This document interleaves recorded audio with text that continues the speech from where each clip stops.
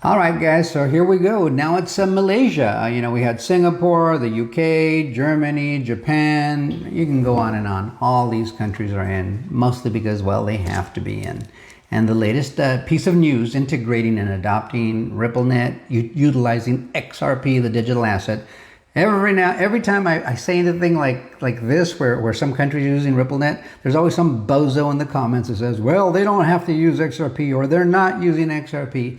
It's bullshit when they tell you that, okay? There's been countless press releases and announcements from Ripple, the CEO, the CTO, and others, including the financial institutions, telling you they're using XRP. Why would they not use the only digital asset with legal regulatory clarity in the United States and around the world that they themselves manage? Why wouldn't they use it? The reason you see these comments is that there's always a bozo or a paid influencer of some kind or some bozo that just wants to make you think they're not using that digital asset, XRP. Why? They want to dissuade you from buying it. It's the only one that matters. It's the most important one. It won't be the only winner, but right now it's clearly in the lead. In the last 30 days, every XRP ETF has had more inflows than Ethereum, Solana, well, than all other digital asset XRPs. Bitcoin included, all of them. XRP inflows have been greater, and there's only 4 of them. I think there's a 5th one that went live today. And there's some more reporting on that coming, but I think there's still another 15 to go, another 15 ETFs waiting to be approved and go live. I think there are some waiting in the wings to come in. So the enthusiasm for the digital asset XRP is definitely there. But let's talk a little bit about what Malaysia is doing with RippleNet and XRP. It says Ripple has been building the Internet of Value since day one, and moments like this prove it. At the same time, or at the same stage, EMI announced a new Ripple partnership with Malaysia's Universal Bank, CIMB, expanding RippleNet deeper into Southeast Asia. It's been unfolding since day one. The one thing that's been constant with Ripple, guys, and this is even through the 4 years of that phony lawsuit with the SEC, they never stopped building and partnering with large companies, financial institutions, and governments around the world. It just never stopped. It's just that during that 4-year period where they were being falsely and fictitiously, not fictitiously, but corruptively sued by the SEC, they just focused on building outside the United States, and they did it effectively.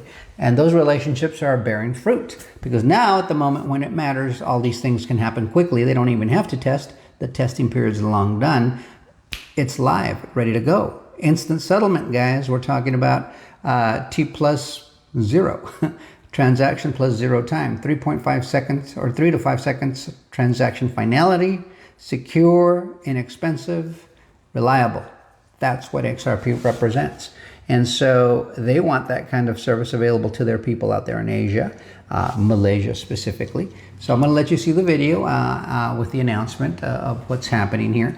But at the same time, with the backdrop, we're over here waiting for that Clarity Act in the United States. That Clarity Act provides clarity, legal clarity, to the rest of the crypto space.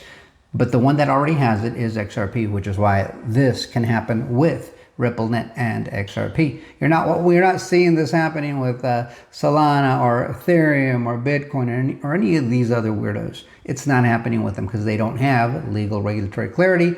They don't have the patents. They don't own any of the technology. They don't have the system. Ripple does.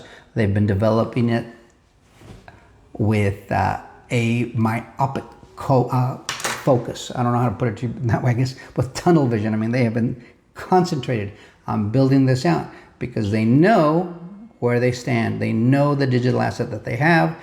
They know the value it represents, and they know that it's the only one with legal regulatory clarity, and that's who financial institutions and governments around the world will want to work with. So there you have it. So let's check out the video. Let me know what you think in the comments. Like, share, subscribe, and bookmark. We'll see you guys on the next one. Until next time, adios, amigos.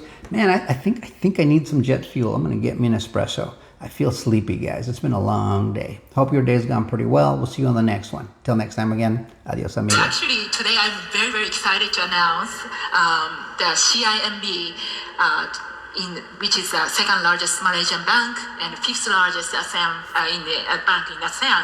They joined RepoNet and is going live with their new innovative remittance service called SpeedSend.